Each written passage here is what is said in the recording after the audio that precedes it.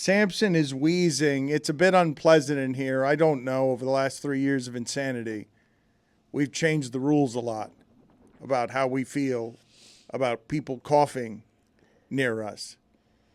David Samson is coming in here in an enclosed space, and at any point in the last 3 years, I would not be comfortable being this close to someone who was coughing this much. I've been trying to fart instead because I think that's more acceptable these days. But I'm empty because I have not been fed. Fed by Meadowlark Media? Or the Elser. That's your doing. You were the one that got us the bad breakfast. Food all over Miami. And they've been complaining for a while. They have been. I've noticed that. The meals were a lot better before in the morning, and now it's just some prison gruel. And I think it's because Samson has cut costs, and what used to be like a giant. What happened? What happened to breakfast? Explain it to me. You're looking at it. Yeah. I have a better idea. Instead of making the breakfast look the way it looks now, it's better to not have it at all. I think it's bad for morale to have those type of Lender's bagels out in the front with scoops of cream cheese. Oh, you're playing both sides. Which is it? You're complaining about the meal when you're the reason that there have been cuts around here around the meals. That's where you decided to save money. I'm not complaining about the meal. I'm telling you that I haven't been fed. I did enjoy the apple juice during the break. But the answer is I'd rather fart than cough these days post-COVID. But I'm telling you, my stomach's empty. I went running. Do you know there's no one in the Elster gym at 4:42 a.m.? Why would I know that? I see. That's a little. Well, that makes sense. It's 4:42 a.m. There's not that many people in this building presently, right? Like it's still being built. Don't say that. I mean, it was. Now I'm going to get scared. I mean, there's ghosts. There aren't that many people in this building. There's it's a soft launch. There's little by little more and more people. The gym was pretty packed. I went up there just to check things out. Do you walk the hallways looking for do not disturb signs? Because I do.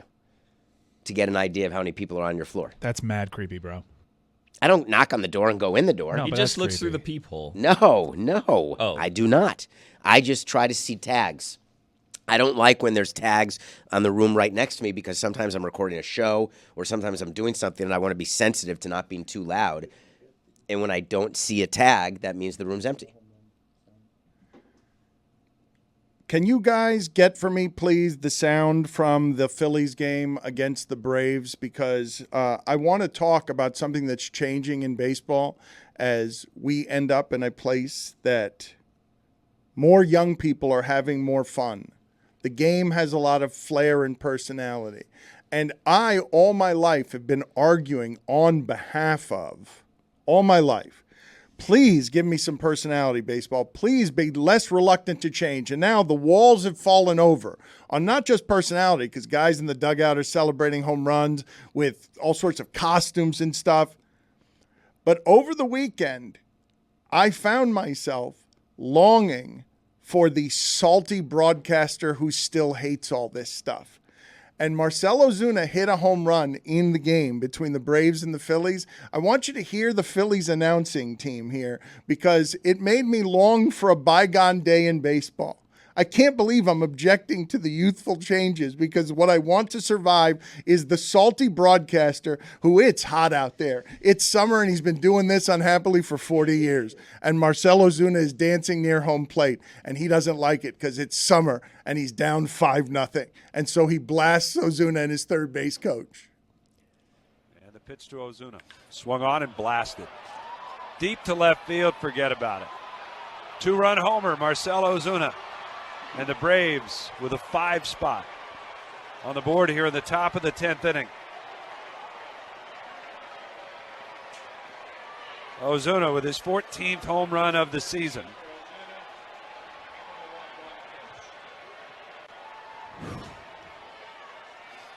What was that? They're going to stop in the middle of the third baseline and do Ozuna a hand. just now steps That's on a home joke. plate. Ron Washington, that's just not professional. Stop in the middle of the third baseline so they can do a little hand dance. There are a number of things I love about this, and the saltiness is third. Ron Washington's the third base coach, only manager in my lifetime who have a cocaine scandal. That's at third base. Coming home is a man that should not be in the major leagues. I don't understand how Ozuna is still playing baseball. I don't think if he were a football or basketball player that he would still be playing baseball. How is Marcell Ozuna? How is Marcell Ozuna still playing baseball? He's on a long-term deal, and he can still hit home runs. so they're not going to designate him yet. But if he stops performing, they're going to get rid of him. But how has he survived Atlanta, which is DUI arrest and domestic abuse in a way, and video DUI arrest where he's just telling people, I'm Ozuna? It's a little bit, am I being naive here? No, he does call himself that. He actually said he calls himself Ozuna. Did you say that because you know that? No, yes, he was trying. Well, there was video of the DUI. It was embarrassing that he was trying to get out of a DUI. He was already embroiled in not playing because he'd beaten the holy hell out of his wife while police were there. Did you ever meet her? She was his wife when he was a Marlin. I did not. Did not? It's been a, we were all surprised that that's a marriage that is still in existence. We actually talk about it as white people. Is there a thing where there are people who care more about marriage? And is that something that's real? Because we talk about it in baseball, that's a marriage that we thought would end. And there's a level of commitment to the marriage that comes with fighting, cheating, and all sorts of things, but you stay married. And I saw that a lot in my career in baseball. A lot of players who would rather not get divorced, but they're happy to act a certain way. But what does that have to do with white people? Is that my view of divorce was always that that's okay. I grew up in divorce. And I would speak to players from the Dominican, and they would often say, no, we don't get divorced. That's what I was told by players. I don't know if you knew that, but they would sit and talk to me about that. So I was wondering if you've ever heard of that before. And there are baseball players everywhere who you see it. We had a lot with the Marlins. It's pretty crazy. Mike Ryan, why are you shaking your head? I'm looking for the Magic Creative content, and I can't find it.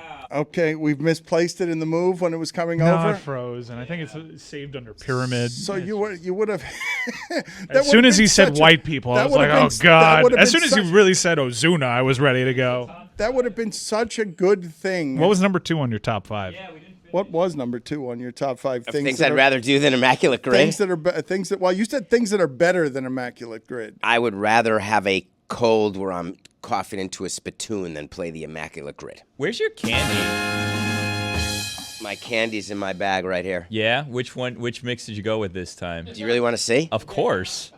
Dan, you know about this candy situation? I don't think Dan was here for that. No, you weren't here the last time when he did this. He buys like 4 or 5 different candies and puts them in a there it is. Oh, that looks good. Mm-hmm.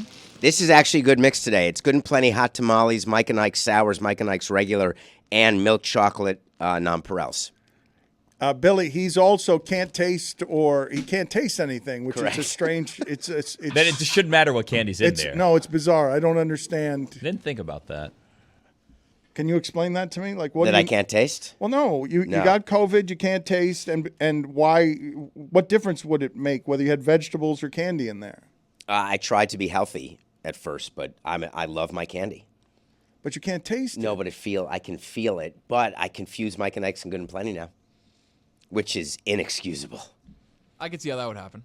It's the same shape. It's all textural, all of it. It's all textural, but Mike and Ike's and Good and Plenty, as you can see from the bag, and hot tamales. Can you imagine biting into a hot tamale and it being a Good and Plenty? I can't. But you can't. You wouldn't know the difference. I do not know the difference. Yeah. Which is awfully upsetting. On the plane yesterday, on the way, in the middle of the 10-hour schlep, I did stop at the candy store and I bought a bunch of licorice jelly beans and citrus jelly beans. And we were on the tarmac for so long, I went through all my jelly beans before takeoff. How are you 9 years old? Like he gets scared of scary movies and goes to the front desk. He eats all of the candy because he's got no impulse control. He can't taste, so it doesn't even make sense that he would be eating that much sugar. And then he can't sleep at all at night because he's got too much. That Put adds that up together. Yeah, not sleeping at night is starting to make sense when we're going through the diet. You know what you But should I do? don't eat badly. And that's I'm coming actually from in Billy. shape. I would eat, like, if I couldn't taste things, I would probably eat all of the healthy things that I don't eat now. You wouldn't. So there's studies that are happening. People start that way, but they don't end that way. Why? They get bored? You crave. Even with no cookies taste or and pizza. smell? Yeah. What is it, like a visual thing? Like it's just in your head? No, it's textural. Oh. But I don't want to talk about that. Oh, sorry. It's really upsetting. I mean, I like my candy. Just let me be. I think you should watch Hereditary because after I watched Hereditary, I don't find scary movies scary anymore because I always compare things to Hereditary. So you can watch the most terrifying movie ever, and then by comparison, everything else seems silly. This is a hole in Sampson's movie game because you're right now advocating pretty publicly, loudly, and relentlessly for Hereditary being the best horror movie ever made. It is. I'm happy to take your word for that. Well, second was The Exorcist, and I thought nothing would, in terms of Never saw it. frightening. No, yeah, that's no surprise for someone that's terrified of scary movies. Do you know Ron Washington never got a chance to manage again? Is that why you called him the third base coach with the cocaine scandal? Well, I just said the confluence of events at home plate that it's Ron Washington, okay, who was getting a unique opportunity and somehow flamed out in a cocaine scandal, which is not something that you see very often in baseball management. It was weird, right? It was like I'm used to seeing that with players. I didn't even realize at the time. I think I learned with Ron Washington. Oh, they don't drug test the players for that because the players have a union, but they can drug test the managers, and they just shamed a man for having a party that he said was the first time he had a party in his 60s. So that's at home plate. And then Osuna's at home plate. And I'm like, how's he still in the league? Like, it's not only the scandals, it's that for a while there, he wasn't hitting home runs like that. And this thought was that he was going to get released.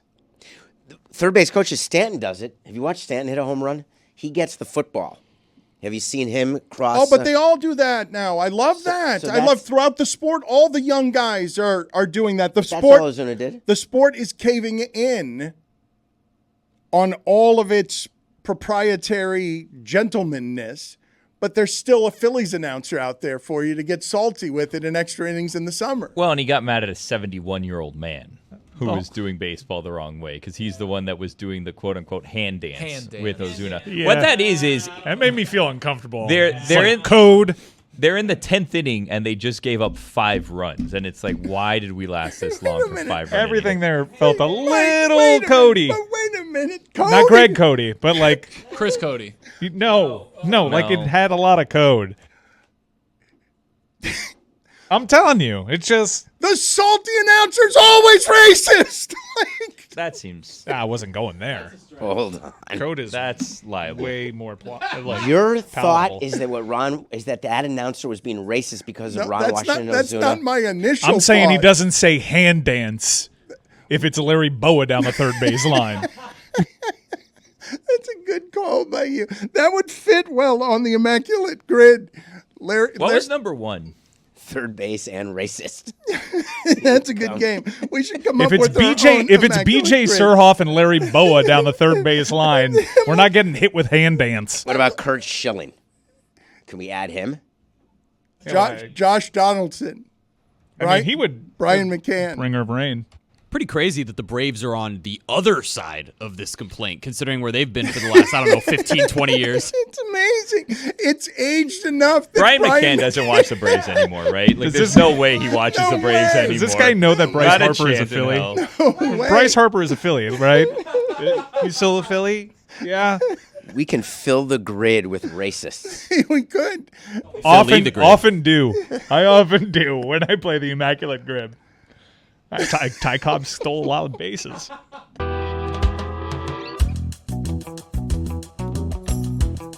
I'm talking a lot about journalism around here and the need, even in sports, to have the sources that you believe in, that are credible. This came up this weekend in a couple of different places. But what I wanted to ask you to start off, in the local hour, Jeremy and Sampson, both of whom have sources, were disagreeing about Jazz Chisholm's effect on the clubhouse. Whose sources am I supposed to believe in a modern age that has the following things making an appearance just this weekend? Shams, who is very credible and reports for The Athletic and for the New York Times, but also has a business relationship with FanDuel, moved the betting odds on the draft and where Brandon Miller was going to be selected when he was saying that Scoot Henderson was making a late run in Charlotte into the second position. It moved the odds to have someone that credible reporting something, and it made people in journalism uncomfortable to have a reporter in bed with a journalistic outfit and having a business relationship outside of it with a gambling entity. All of that is stuff that is crossroads, conflict of interest, journalism stuff that I'm not sure people care about very much every day, and it leaves an opening for all sorts of malfeasance in gambling. But when the source on information is saying something in sports that you're not hearing anywhere else, and he is a rapper or a former rapper, Cameron, and he's doing it on a very popular podcast that a lot of people like because he's funny. And when he talks about sports, Tony, you love this podcast. It's the best show on sports right now. What's the name of the podcast? It is what it is. And he had information that he's reporting that I haven't heard anywhere else about what Jordan Poole said to get punched by Draymond Green. Let's play that sound.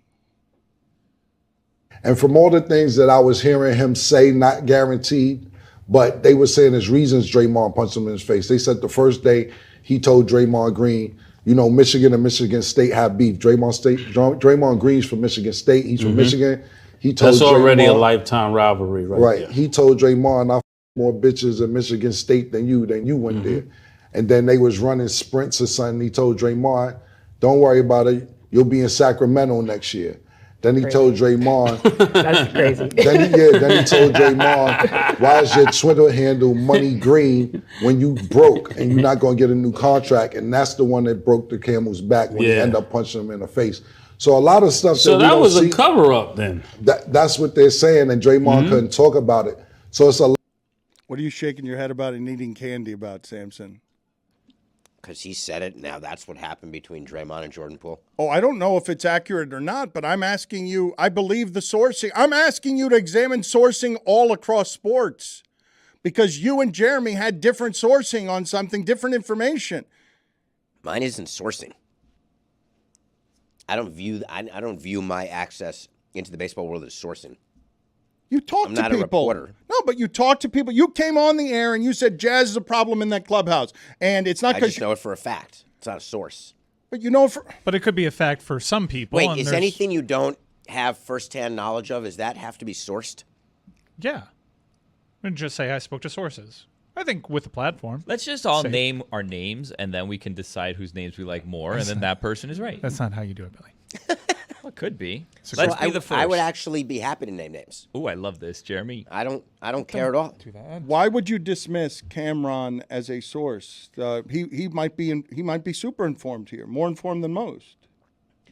He may be, but you think that the reason why Draymond and Jordan Poole aren't playing together, is it because of that? I would say to you the reason that that's interesting, if it's true, it's because it seems like the Warriors have sided with Draymond on this. If Draymond is indeed welcome back at a bigger contract, I don't know if that's actually so, but the Warriors are about to decide whether they want to remain championship contenders or not. And Steve Kerr has said Draymond has to be a part of that. Draymond opted out of $27 million, and they traded Jordan Poole for Chris Paul out of nowhere. He was overpaid. I don't know. Yeah, he was overpaid. I don't know what happened there, but Jordan Poole was good enough for $140 million a year ago, gets punched in the face and isn't anymore. And they seem to have decided that Draymond Green's the guy that they prefer over Jordan Poole. I mean, they could decide that neither of them that too, but are you inclined to agree with the sourcing here is what I'm asking you. I take it for what it is, and that's more data. That's the first time I've heard that theory as opposed to other ones that have been out there that was just, these things happen in practice. And they told us all year long that it wasn't that big of a deal. And then after they get eliminated, everyone says, oh, yeah, no, it was a huge deal in there. So I think this is yet another interesting. With more people? Was that? It's another interesting bit of gossip. Like that's the sourcing? To me, like the important thing is what we all saw on that video was that there was a player being punched. Motive doesn't really. It's such an unprofessional thing to do to a teammate that the motive, while I'm curious, doesn't really factor in what actually happened. I mean, what happened was monumental. What happened was teammates got involved in a fight, and one player knocked the other player's lights out. It seems like Cameron could say things that people on sports television can't say, as we just heard. But if that's the real reason, and they can't report that on ESPN or another credible it's not places, irrelevant context. I don't think he's saying something that other people can't say because, like, if I came into contact with that information, I'd share it, and I'd say according to my sources. I probably wouldn't say the F word. Well, that's the part that's almost more interesting about this entire story, almost even than the details that he is reporting, is that if he has those details, you have to imagine some of the other information people around the league had those details many, many, many months ago. And what's really their reason for not sharing? That's kind of the bigger question to me. But okay, so let's again dig down on something that generally I have more interest in than the audience or anyone else is just sports journalism and the rules governing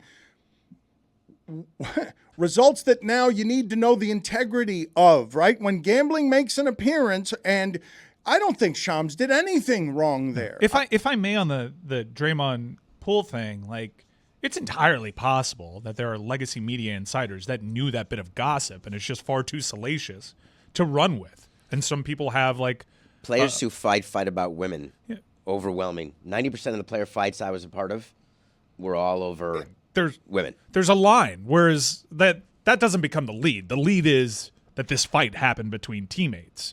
The reasons around it aren't necessarily important, and they're just gossipy and salacious, and legacy media probably wouldn't go down that road. We'd want to get to the bottom of why players would fight, so we would ask them, and we'd get to the bottom of it. But at the end of the day, we were more interested in the fact that they did and just figuring out, can we go forward with those two players or not? That's the decision you make as the front office. Okay, David, but I'm asking you to consider in the middle of this fight, okay, the human element of where it is, something champion disintegrated. That team that said it was light years ahead of everybody else decided to go well into the tax with, we'll sign Wiggins and Jordan Poole and we'll get all the advantages by just spending money because we've got a great new arena and we're doing it differently than anyone else in the sport, light years ahead. A year ago, they decided Jordan Poole, there are human dynamics at work here in the fracturing of a champion. What was said matters maybe not in gossipy journalism circles in a way that should be reported, but it sure as hell does in that locker room. Don't tell me it doesn't. If they've got to work together, when Jordan Poole was asked about the relationship, he said, me and Draymond had a business relationship. But Jordan Poole was terrible last year. And it looked like he was having a hell of a lot more fun the year before when he played for the Warriors. Maybe it's because of winning, or maybe it's because he hadn't just tested a guy who just knocked him out and shamed him in front of everybody. Like, in front of everybody, you're not going to talk to me that way because you're not a champion and I am, and I'm the soul of this team. You don't think that fractures the center of where a champion resides? No, because players don't – there is no clubhouse where all players get along. That fracture exists in every locker room. Yeah, but there are no clubhouses where that not getting along gets video for us, and we all get to laugh at the shamed young person who just got beat up by the champion Draymond, who talks his shit and backs it up. But what if their championship window is just closed because they're older and just other teams passed them? And Jordan Poole was signed incorrectly? But they had that controversy at the center of fracturing a champion, which is an unusual I don't think it was at controversy. The center. It wasn't at the center. It was just something that happened. It doesn't seem unusual for Golden State. Because Draymond's fractured two championship teams. His relationship with Kevin Durant is why Kevin Durant decided to leave. But they come back and side with Draymond every time. I don't think you're saying they sided with Draymond just because Poole is out right now. Like, we have to see if they bring Draymond back. They could have easily decided we'd rather have Chris Paul's bad contract than Jordan Poole's bad contract. They did. It's actually it's shorter. They got rid of years of a bad contract. The NBA has so many bad contracts. Yeah, it wouldn't surprise me in the least if Draymond is also out. That is possible. It would seem like the more likely thing, given what everyone's theories are. Would you give him $100 million to keep the championship? What did you call it? The championship dream from fracturing? I just was surprised to hear Steve Kerr, the coach, say, we're not a championship contender unless Draymond plays for us. That is a public pressure that an agent would apply. That infuriated me when he said that because it took my leverage away. But you're not involved in these negotiations. Yeah, I'm just pretending that I were. Bob Myers left. Yes, he did. But Mike Dunleavy's there. He's on it. What do you make of him leaving there? Because this is the end of that, is it not? Even if Draymond comes back, it's still the end of it, and these things end messy, and their chief executive who put them life years ahead of everybody just left. I mean, the end of it doesn't signal let's make a move for Chris Paul. That doesn't seem like the end of it. It's Theo leaving the Cubs. Myers leaving the Warriors is the equivalent of Theo leaving the Cubs, which he did after he realized that, wow, we're going to lose these players. We're not going to win another World Series. See you later. I'm heading back to my road to be commissioner. That's what Bob Myers was doing. Chris Paul's move, Mike, that is not light years ahead. Chris Paul. I think it's pretty inspired in that no one really saw it happening, and they found a way to get out of what we all now assume after post Draymond Jordan Poole fight. Oh, this Jordan Poole contract, that doesn't seem great. And they actually leveraged a younger piece, but what they expect to be a bad contract, and they got a bad contract in return, admittedly, but one for much shorter term.